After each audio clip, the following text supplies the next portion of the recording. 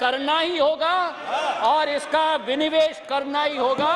ताकि भारत सरकार और भारत की जनता का पैसा का संरक्षण किया जाए और उसका सदुपयोग किया जाए।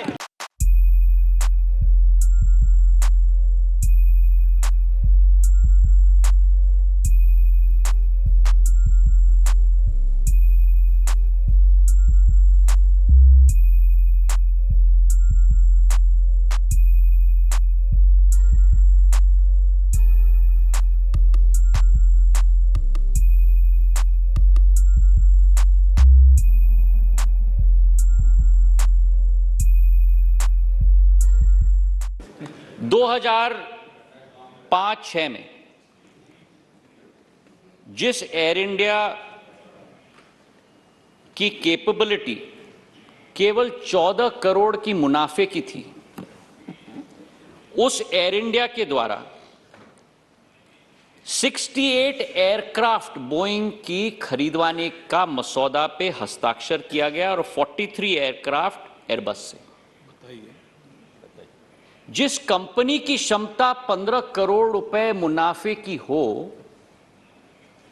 उस कंपनी के द्वारा एयर इंडिया और एयर इंडिया एक्सप्रेस के द्वारा 111 एयरक्राफ्ट खरीदे जा रहे हैं। क्या कारण हो सकता है, इस पर मैं विश्लेषण नहीं करना चाहता। कारण ध्यान है लोगों को, लेकिन ये आप समझिए कि 2005 के पहले 2005 के पहले देखिए अध्यक्ष महोदय, जो एयर इंडिया 15 करोड़ की प्रॉफिट बनाती है और जो इंडियन एयरलाइंस 50 करोड़ की प्रॉफिट बनाती है, 55,000 करोड़ का डेट बर्डन लिया जाता है, 111 एयरक्राफ्ट खरीदी जाती हैं और भाग क कि उस 111 एयरक्राफ्ट में से 15-20 777-300ER जो जरूरत है उससे ज्यादा खरीदी जाती है ये क्यों क्या? और 5 एयरक्राफ्ट B300-200EK ये 13-14 में बेची जाती है। लो, ये और कर दिया। 111 एयरक्राफ्ट आप खरीदें 55,000 करोड़ का, जिस कंपनी का डेट टू इक्विटी रेशियो और इंडस्ट्री में देखा जाता है कि लेवरेज एक सीमा से ज्यादा नहीं लिया जाता किसी कंपनी में, नहीं तो कंपनी डूबेगी। जिस कंपनी का लेवरेज ऑलरेडी 5:1 है, मतलब डेट 5 और इक्विटी 1, उसमें आप 55,000 करोड़ का आप ऋण लेते हो और उसके बाद केवल ये नहीं, लेकिन दोनों कंपनीज का मर्जर करते हो। तो वही नहीं बोल। दोनों कंपनियों की कल्चर अलग, उनकी विचारधारा अलग, उनकी एम्प्लॉइज की रिटेंशन प्रोग्राम अलग,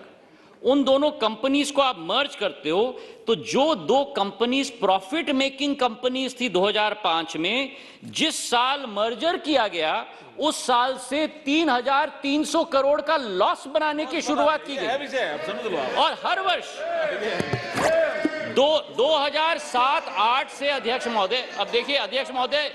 दाने और दाने मुझसे पूछा है तो मुझे जवाब देने का मौका दिया जाए, 2007-08 से 2020-21 तक हर साल 3,000 से 7,500 करोड़ का लॉस, 85,000 करोड़ रुपए का loss, combined merger Air India का,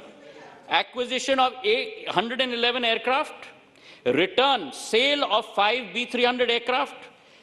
777 B300 15 in excess, merger of two companies with totally two different cultures, two different visions, two different employment retention programs, and you result in 20 crore का लॉस प्रतिदिन, 7,500 का loss. इसके बाद अध्यक्ष महोदय, liberalisation of bilaterals, आप सुनिए, 2004-05 में जो लिबरलाइजेशन की गई बायलैटरल्स की, जो भारतीय कैरियर्स थे, जो बायलैटरल्स 51 मिलियन की बायलैटरल्स थी, उनको बढ़ाकर 51 मिलियन बायलैटरल्स, मतलब जितनी क्षमता सीट्स की दी जाती हैं विदेशी एयरलाइंस को यहां आने के लिए और हमारे एयरलाइंस को वहां जाने के लिए, उसको बढ़ाकर 180 मिलियन किया गया और खाड़ी देशों में 100 से 200% बढ़ाया गया, साउथ ईस्टर्न नेशंस को 200% बढ़ाया गया और यूरोपियन नेशंस को 400% बढ़ाया गया, जबकि भारतीय कैरियर्स के पास वो क्षमता नहीं थी। तो इसके आधार पर अध्यक्ष महोदय, क्या पोजीशन हुआ एयरलाइंस की जब ये स्थिति हुई जो दा पूछ रहे थे मुझसे? 14 साल के लॉसेस 85,000 करोड़, भारत सरकार की इक्विटी की infusion 54,000 crore, government grant 50,000 crore, 190,000 crore तो ये हो गया और वर्तमान का नेट डेट था 66,000 करोड़। तो 2,50,000 करोड़ की खाई एयर इंडिया में उत्पन्न हो गई थी और ये पैसा भारत सरकार का नहीं है,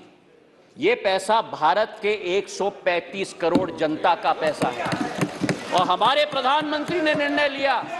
कि हमारे प्रधानमंत्री ने संकल्प किया कि इस घाटे को बंद करना ही होगा और इसका विनिवेश करना ही होगा, ताकि भारत सरकार और भारत की जनता का पैसा का संरक्षण किया जाए और उसका सदुपयोग किया जाए, उज्ज्वला के लिए, राशन के लिए, सड़कों के लिए, जल जीवन के लिए,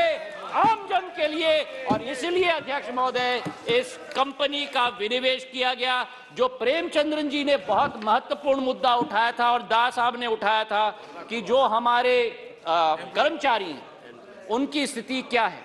हमारे शेयर होल्डर्स एग्रीमेंट में विस्तृत रूप से लिखा गया है। पहला कंडीशन कि 1 साल के लिए कोई भी हमारे कर्मचारी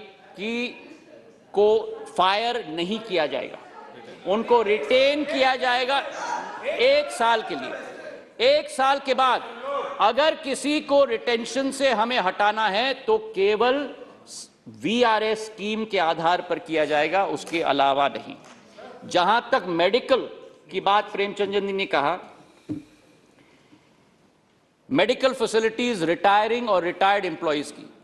जो भारत सरकार का व्यय होता था वही सीजीएचएस और नेशनल हेल्थ अथॉरिटी के आधार पर किया जाएगा, ये हम लोगों का संकल्प है। और इसी के साथ हमारी विचारधारा है कि कर्मचारियों की सुरक्षा भी उत्पन्न हो, ताकि आने वाले समय में इस क्षेत्र को और इस एयरलाइन को भी दोबारा स्थापित किया जाए और भारत सरकार और भारत की जनता की पैसे और उनकी आमदनी की रक्षा की जाए।